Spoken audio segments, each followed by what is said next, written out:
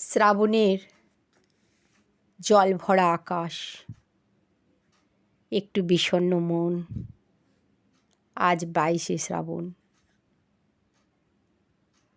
বিশ্বকবি রবি ঠাকুরের প্রয়াণ দিবস।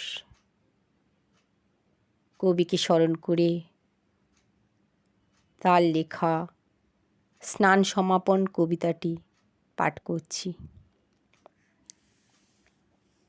গুরু রামানন্দ স্তব্ধ দাঁড়িয়ে গঙ্গার জলে পূর্বমুখে।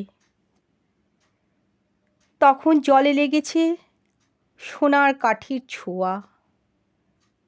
ভোরের হাওয়ায় স্রোতে উঠছে ছলছল করে। রামানন্দ তাকিয়ে আছেন। জবাকুসুম সংকষা সূর্যোদয়ের দিকে। মনে মনে বলছেন, হে দেব, তোমার যে কল্যাণতম রূপ, সে তো আমার অন্তরে প্রকাশ পেল না। ঘোচাও তোমার আবরণ। সূর্য উঠল শালবনের মাথার ওপর। জেলেরা নৌকায় পাল দিলে তুলে। বকের পাতি উড়ে চলেছে সোনার আকাশ বেয়ে, ওপারে জলার দিকে। এখনো স্নান হলো না সারা? শিষ্য শুধালো। বিলম্ব কেন প্রভু? পুজোর সময় যায় বয়ে। রামানন্দ উত্তর করলেন, শুচি হয়নি তনু। গঙ্গা রইলেন আমার হৃদয় থেকে দূরে। শিষ্য বসে ভাবে, এ কেমন কথা? শস্য ক্ষেতে রৌদ্র ছড়িয়ে গেল। মালিনী খুলেছে ফুলের পসরা পথের ধারে। গোয়ালিনী যায় দুধের কলস মাথায় নিয়ে।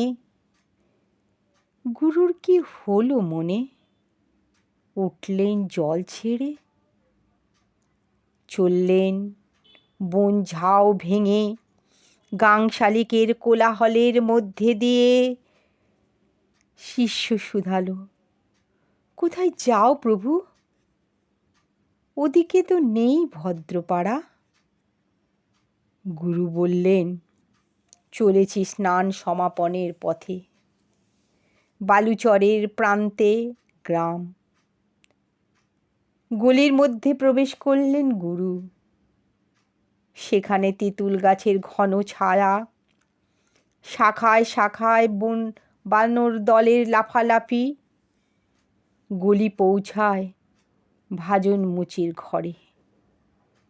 পশুর চামড়ার গন্ধ আসছে দূর থেকে। আকাশে চিল উড়েছে পাক দিয়ে। রোগা কুকুর হাঁট চিবোচ্ছে পথের ধারে। শিষ্য বললে, রাম রাম। ভ্রুকুটি করে দাঁড়িয়ে রইল গ্রামের বাইরে। ভাজন লুটিয়ে পড়ে। গুরুকে প্রণাম করলে সাবধানে।